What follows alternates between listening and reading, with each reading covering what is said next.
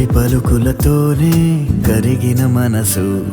చిరు చినుకులలాగే జారే కుసకుసలను వింటూ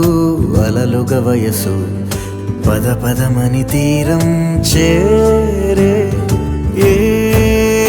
పని పాట లేని చల్లగాలి ఓ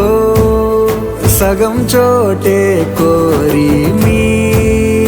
కథే విందా